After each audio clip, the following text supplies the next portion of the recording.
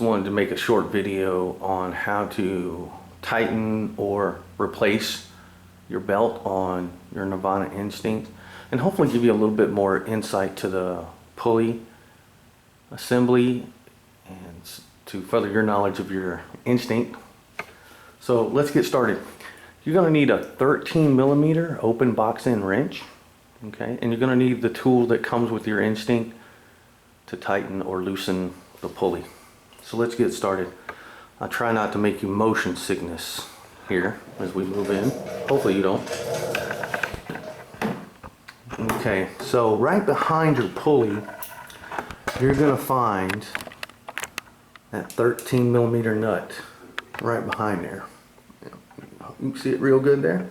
Okay, so you're going to loosen that, and then you're going to use your tool to move your pulley. Okay, so let's do that. Alright, so let me shine a little bit more light on there and make sure you got that.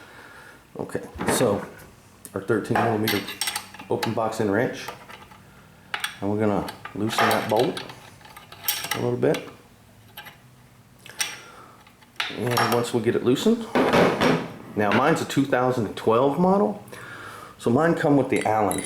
Yours may be a newer model that has the crow's foot, and we'll talk more about that.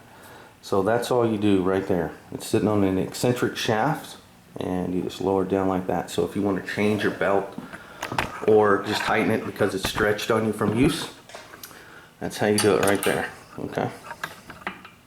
So now that we got it loose, you gotta watch out for your starter housing back here as you loosen it up and put it back on. We'll talk about that in a second.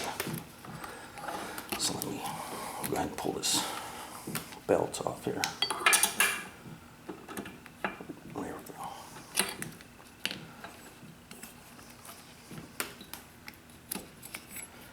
There you go. Alright, so the belt's off. Now with this loose, you should be able to pull this pulley right out if you need to. Okay. So once the pulley's out, you can see there's a shaft behind it, the eccentric shaft. And it's this motion right here that's tightening and loosening your belt. Okay. Just so you're aware of. And we'll talk more about that in a second. What I wanted to go ahead and draw your attention to is this upper, or what I call the back bearing. Okay. So this back bearing here, put a little more light on it here. Okay. So you just want to inspect it. Make sure everything's good with it. And you don't want to put any lubrication on it, okay? Because that's actually clamping down. See how that bolt goes straight through and it clamps down? So you don't want to use any lubricant, okay? You just want to make sure it's good and clean. Use a, maybe a mild detergent or rubbing alcohol, and just make sure that bearing's clean, the surface is clean, and you should be good. Okay. So part of the reason why I wanted to make this video is that issues that I've had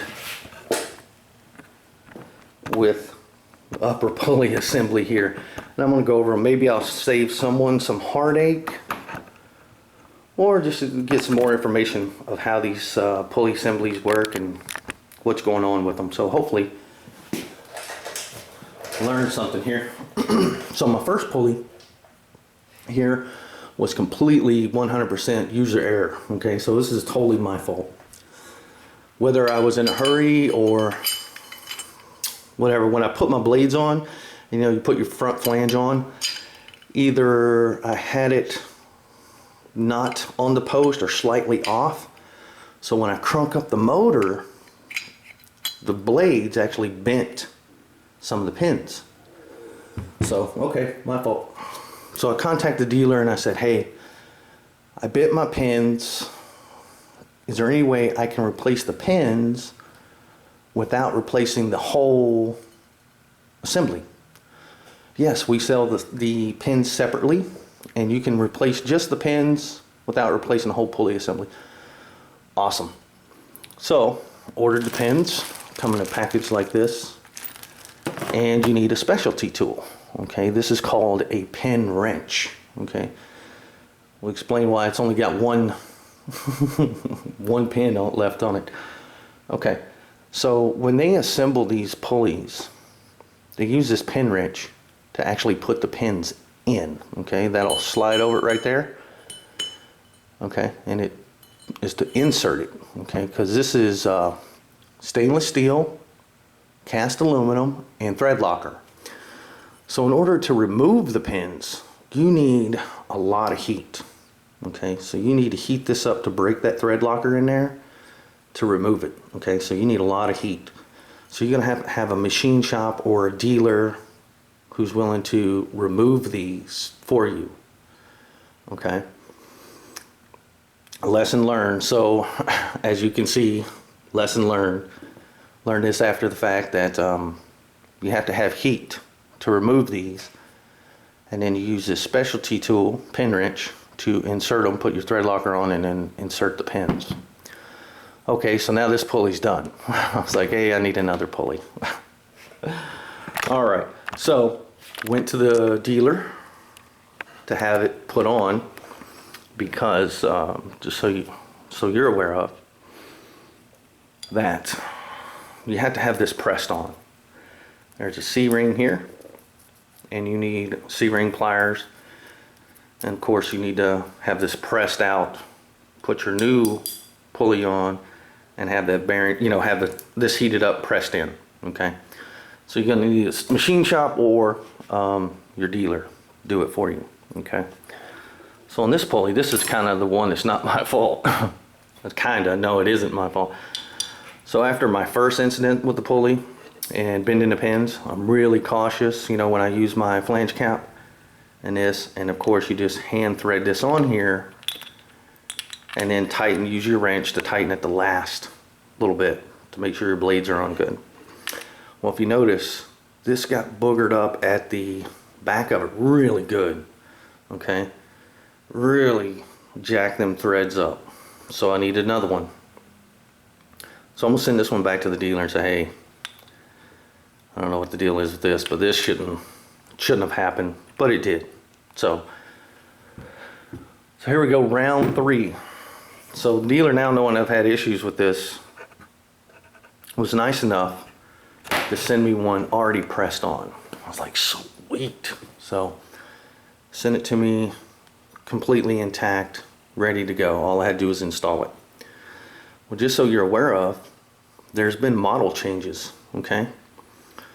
This shaft is now grooved. You'll see these tangs, if you will, cut into the shaft. Okay, so they've changed. Instead of using the Allen key like the 2012 model, they now use a crow's foot. You turn this to tighten and loosen your belt. Okay, so a crow's foot, what I call a crow's foot, it's kind of like your wrench here. Just cut the top of this off and you have your 3 little tangs and you can manipulate the shaft. Okay, so that's how you're going to tighten up and loosen your newer model Instincts. Okay, so, and last little bit of information here. Let's go back to the Paramotor.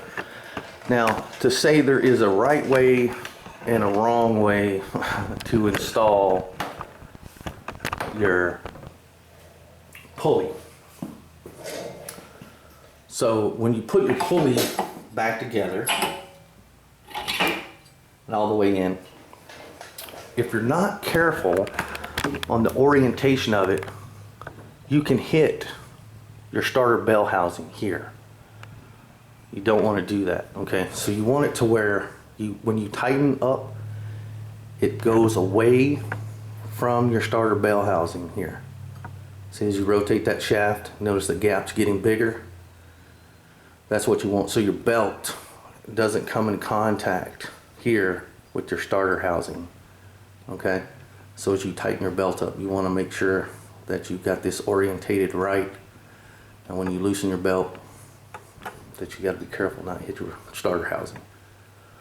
So anyway, and that's rotated up to tighten your belt, and then it's going away from starter shaft.